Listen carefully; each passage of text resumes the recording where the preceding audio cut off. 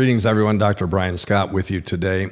This is Insight to the End Times, and we have been sharing Bible verses on the end times, where we are in God's timetable. We're coming to the end of the age. In fact, we're on the verge of things shifting dramatically from the way we know life to the 7 years of tribulation coming upon the earth, under the direction and control of the Antichrist. It's not going to be a real good time at all. It will conclude with the Battle of Armageddon. These are all biblical terms. I'm sure you're familiar with them. And then we'll be heading into the 1,000-year reign of Jesus Christ on the earth. It will be full of peace, joy, righteousness, etc., etc. No sickness, no death, no death, no death, no sickness, no disease, none of these things. Praise the Lord. We're very, very close. The Bible tells us we cannot tell exactly when all of this will happen, but it also tells us to look for signs. So in Matthew 24, we see the four of the disciples asking Jesus, when will these things be? What will be the signs of your coming? And what will be the signs of the end of the age? Jesus begins to answer those questions in the subsequent verses. We've looked at a lot of those signs from verse 4 all the way through verse 12. We've looked at 9 initial signs, up verses 4 to 7, and then we've picked up 5 additional signs in verses 10 and 12. So now we're up to 14 different signs that Jesus refers to in terms of what will describe or define the end of the age. We're very, very close to it, given all these things that we're seeing. I want to shift gears and go forward into the latter part of this chapter, because in verses 37 and subsequent verses, Jesus makes a couple of comparisons as to what the end of this age will look like. Let's read about it. The first one is, as it was in the days of Noah, verse 37. Here's what Jesus says. This is all red letters. This is what he says. Who better to answer the question about where we are on the timetable than Jesus Christ himself? Here's what he says, verse 37, as the days of Noah were, so also will be the coming of the Son of Man be. For as in the days before the flood, they, the people, were eating and drinking, marrying and giving in marriage until the day that Noah entered the ark. Verse 39, and they did not know until the flood came and took them all away, so also will be the coming of the Son of Man be. Verse 42, watch therefore, for you do not know what hour your Lord is coming. What a great warning to us, but also what a great indication of what's going to be preceding his coming. It's going to be like the days of Noah. And what he says here about the days of Noah is that they lived life just like they had always lived life, paying no attention to the fact that this man Noah and his family were building this massive, massive, massive structure called an ark. We might call it a boat, about 515 feet in length. That's a huge, huge structure. If I recall correctly, 80 feet wide and roughly 55 to 60 feet in height, containing 3 decks, and he's marching animals from all over the world onto it, 2 by 2, essentially. And he takes over 100 years to build this ark. They call him in the scriptures, in the book of Hebrews, chapter 11, they call him a preacher of righteousness, which means he's not only building an ark, but he's preaching to the people every day that are in that vicinity, in that region. This is what I'm doing. I'm doing what God told me to do. But what was it like in the days of Noah? Verse 38. They were eating and drinking and having marriage ceremonies and giving in marriage and so on and so forth until the day Noah entered the ark. I'll explain a little bit more of that in just a moment. Let's go to another set of verses in Luke chapter 17, verses 28 to 30. we shift gears and we get over to the time of Abraham and his nephew Lot, who were instructed in Genesis chapter 12 to leave the land where they were and go to a land that God would show them. And so they go to this new land with all of their herds and flocks, very, very wealthy farmers or herdsmen. And Abraham takes one area and Lot takes another. Lot chooses the green grass on the other side of the road called Sodom and Gomorrah. That's where we get the expression, the grass is always greener on the other side. It's a warning to us. Here in verse number 28, likewise, as it was also in the days of Lot. So the earlier verses in Luke 17 talk about Noah. I've already talked about that in Matthew 24. So let's pick up the Lot side. It says, what was going on in the days of Lot in this town, in this city, this region called Sodom and Gomorrah? They were eating, they were drinking, they were buying, they were selling, they were planting, they were building. Life was just continuing as always. Verse 29, but on the day that Lot went out of Sodom, it rained fire and brimstone from heaven and destroyed them all. So even so it will be when the Son of Man is revealed. So a second instance in the scriptures where Jesus in Matthew 24 and in Luke 17, these are both end time chapters of the Bible. He is telling us, be wary of what's going on. Let me summarize for you. We're going to go to Genesis chapter 6 to pull out some of the information dealing with Noah. Here's what it says. You're probably familiar with this, but let me share it anyways. Verse 5, chapter 6, book of Genesis. The Lord saw that the wickedness of man was great in the earth, and that every intent of the thoughts of man's heart was only evil continually. And the Lord was sorry that he had made man on the earth, and he was grieved in his heart. Verse 7, so the Lord said, I will destroy man whom I have created from the face of the earth, both man and beast, creeping things and birds of the air, for I am sorry I made them. What was going on in the days of Noah? Well, yes, they were eating and drinking and marrying and being given in marriage and so on. That's to indicate life was going on their terms, not on God's terms. Here in Genesis chapter 6, here's what God says about life on earth in the days of Noah. Wickedness of man was very great. Every intent of their heart, every thought of their heart was only evil. And then he goes on to say that I'm going to destroy man. There's a subsequent verse that says, God looked down and saw the violence that existed on the earth and said, that's it, I'm wiping it out. So here are the points. Jesus said, in answer to the three questions, when will these things be?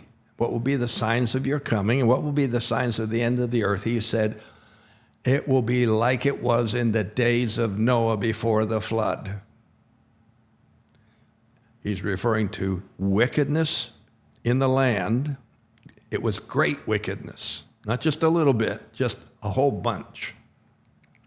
It was evil continually in the hearts of man, and the earth was violent. There was violence in the earth at the time. Well, let's swing over and pick up what was going on in Lot's day over in Sodom and Gomorrah. I'll paraphrase for sake of time, but in Genesis chapter 19, we have two angels that come to the earth from heaven to meet with Lot. And when these two angels come to meet with Lot, he takes them into his house.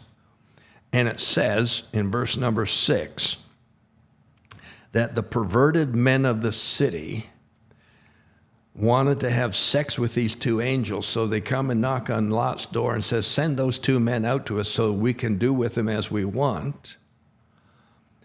Lot begs them to leave the men alone, and then Lot, I can't get over this. In verse 8, Lot says to them, I've got two daughters who have not known a man. They are virgin girls. Let me bring them out to you, and you may do to them as you wish. Lot needs to give his head a shake.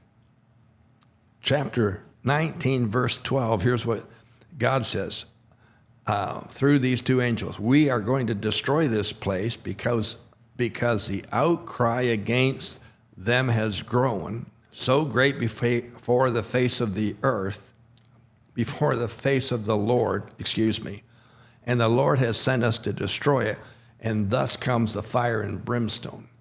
So what's going on there?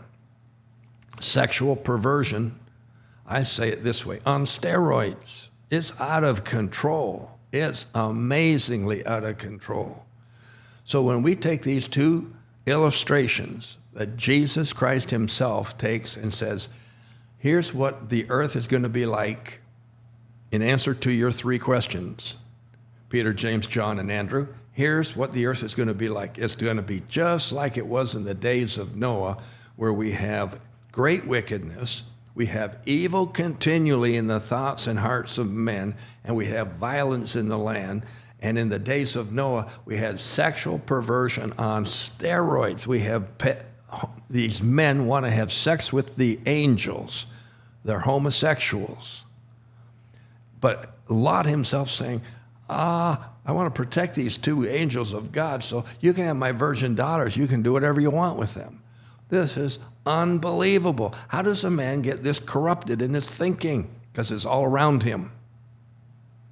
It's what he sees, it's what he hears, it's what the water cooler talk's all about. So what's happened in these two illustrations?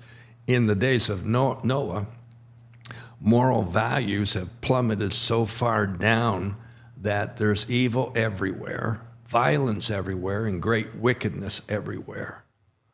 Is there much difference between that and what we're experiencing on the earth today? Here on the earth today, we're into the very same kind of things. We have evil everywhere. We have evil in the thoughts of men everywhere. Like it's out of control. We have wickedness everywhere. Look at what's going on in our world. Look at the invasion of Israel by Hamas. It wasn't just an invasion. They absolutely mutilated, absolutely barbaric practices that they inflicted upon the women, upon the children, upon the babies, upon the men, like out of control. Like you can't even imagine what they were doing. It's so insidiously evil. Moral conditions deteriorated. Biggest word here, unrighteousness. Look at our churches today for instance. Our churches, there's been several postings lately on the internet with pictures of families from many years ago where the husband is dressed in a beautiful suit, the children are dressed in little suits, and the girls are in nice little dresses with fancy little shoes, and the wife has on a hat and has on gloves and has on a suit, and they're going to church because they're wearing their very best outfits to be in the house of God. What's happening in most of our churches in North America, as a for instance? Anything but that. Very, very, very few churches are presenting themselves as if they're going before the Lord. We have some of the most outrageous dress you've ever seen. We have some of the most outrageous practices you've ever seen. It is beyond corrupt. It's beyond corrupt. Amen. And Jesus said, as it was in the days of Noah. Now, I recently listened to a lengthy teaching by a great Greek scholar, a minister who is a Greek scholar. I love his work. I love listening to his work. And he was describing things leading up to the discovery of the ark in the mountains of northern Iraq, southern Turkey type area. And he was saying from all of his historical record searches, that at the time of Noah's ark, there were several million people on the earth. Not just a few people, several million people. But there were only 8 people saved from destruction. Noah, his wife, his 3 boys, and his 3 daughters-in-law. 8 people, only 8 saved from destruction. God cleansed everything. He said, I've had it with these people. They're violent, they're evil, they're wicked. Their standards are out the window, they're unrighteous. I'm going to cleanse everything. I'm sorry I made them. In the days of Sodom and Gomorrah, the whole town's eliminated. Everything's eliminated. In fact, they were told Lot, his wife, and 2 virgin daughters were the only 4 out of his family of 8. He had 2 daughters and 2 sons-in-law who laughed at him. So out of his family of 8, there were 4 of them that started to escape, but they were told, don't look back, don't look back, don't look back. His wife turned and looked back, and the word says she was turned into a pillar of salt. In other words, she didn't make it. So only Lot and his 2 daughters made it. And the whole towns of Sodom and Gomorrah incinerated by fire and brimstone. That sounds like end-time tribulation type stuff. Fire and brimstone coming down to eliminate a lot of things here on the earth during the tribulation period. Here's what I'm trying to share with you. We have the same conditions on the earth today. We have sexual perversion like nobody's business. God created mankind, male and female, he created them. That's it, male and female, 2 genders. That's more than sufficient. God created male and female. God created everything, male and female. How many genders do we have today? Nobody knows. The count's over 100. You can be a cat. You can be a dog. Probably be a giraffe. Is that a gender? No, but they claim it is.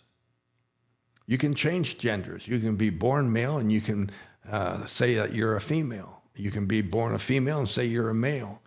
All you have to do is say that. And that affords you the right under our current decaying moral, ethical standards that you get to go into. If you're a male saying that you're a female, you get to go into their restroom, you get to go into their locker room, you get to go into their shower room. We've had ladies here in our knowledge here in London, Ontario, who are members of a gym, members of a large, pool facility, and they've had their time in the pool and they've gone into their locker room to get changed, and there in their shower room is a male having a shower with all his male parts showing. And they've raced down to the front desk to say, there's a man in our shower, in the ladies' shower. And the answer is, we can't do anything about it because he said he's a woman. How insidious, how crazy, how inane is that? Now, I know today's society says, no, that's the choice they get to make. That's how far off we are from biblical standards.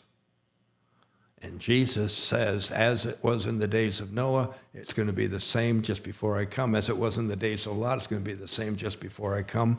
And I'm suggesting to you that we are not only in that frame of mind, but we're seeing it all the time. It is absolutely beyond comprehension. And many Christians support it. They are so deceived. That was the number one sign, wasn't it? So, unbelievable. You might say I'm old school. I'm just Bible. I'm just Bible. That's all there is to it. I'm Bible. I stick to the Word. That's what the Word says. I'm going to stick with the Word. Now, Paul, he was an apostle, and he wrote a pastor by the name of Timothy, and he said to Timothy in 2 Timothy, chapter 3, verse 1, in the last days, perilous times will come. And that word perilous means exceedingly dangerous times will come. And in verse 13 of that same chapter, he says, evil men and impostors will grow worse and worse. They will deceive and they will be deceived. That's where we are, folks. That's where we're living. How close are we? We're answering this question. These four men asked Jesus, his four disciples, when will these things be? What will be the signs of your coming? What will be the signs of the end of the age? We've been answering these questions from Matthew 24 over the last 2 weeks of our podcast. And those answers are intensifying in regularity and intensity. We're getting closer and closer. The baby's about to be born. Verse 8. And Jesus said, when this happens, these sorrows, the baby, the contractions, when they come together, the baby's about to be born. We're about to see the end of the age come to pass real soon. Make sure you're right with Jesus Christ. Not just a little bit. Make sure you're really right with him. Supernaturally, I call you blessed today. Thanks for joining us, and I'll see you next week.